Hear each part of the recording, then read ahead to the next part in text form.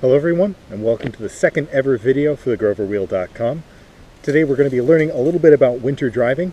We finally had some snow here. I was planning on doing this video a couple weeks ago, but then we ended up with 60-degree weather. So now I can show you a little bit about winter driving tips and tricks.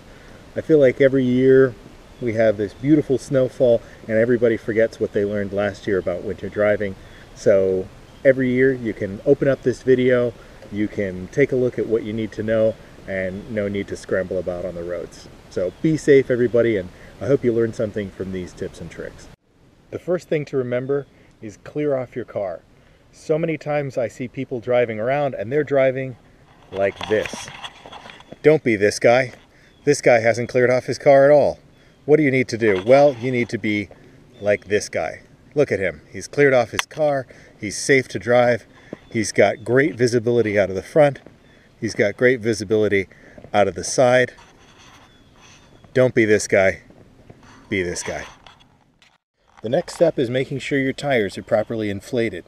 You want to check right inside the door. You're going to have a little sticker right here with your recommended total loading, as well as your tire pressure when it's cold and tire pressure for your spare. Next up, you're going to want to check your washer fluid. First thing you need to do is pop your hood. Look down here for your hood release. You're going to want to pull that forward. Next, you're going to look around for your washer fluid fill cap. Typically, the cap is going to have a little infographic of a washer fluid spraying onto your windshield. Check to see if you see fluid. If you don't, you can use more. Pour in washer fluid until you reach about the top of the fill, and make sure you close the cap tight. Conventional wisdom says to start your car, 5 or 10 minutes before you have to leave for the day. That way, when you get in the car, the engine's all warmed up and you're nice and toasty. Well, part of that's true. You are going to be nice and warm because your engine will be warm and blowing out nice heat on you, but it's really not the best thing for your engine. You see, when you let your car idle in the cold, you're taking longer to warm up the engine than you really should. So the engine's running harder, it's running richer, and it's running with more friction because the oil isn't circulating the way it should be. Best thing you should do is start your car about 20 to 30 seconds before you have to drive off. That way, you've got enough time for the oil to begin circulating.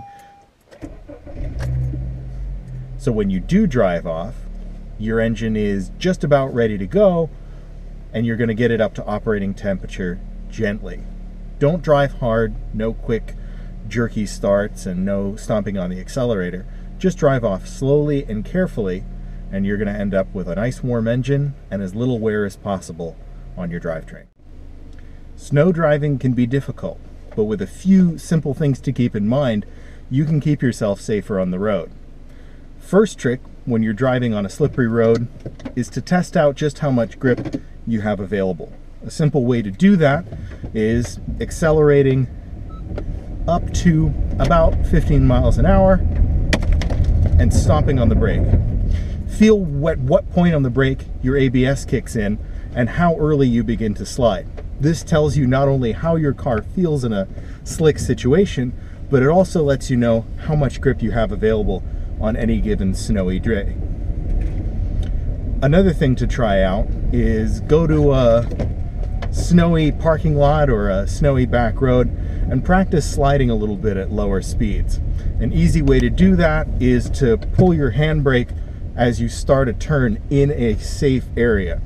The back end of the car will begin to slide just like it does on a slippery road, and you'll have the advantage of knowing how your car feels before you get into an emergency. And that's really it. With those simple tricks, you're going to become a better winter driver in no time, and there'll be no need to worry when the flurries start.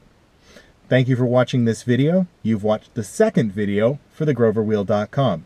I hope you enjoyed it, and if you do, like, share, and review. And as always, safe driving.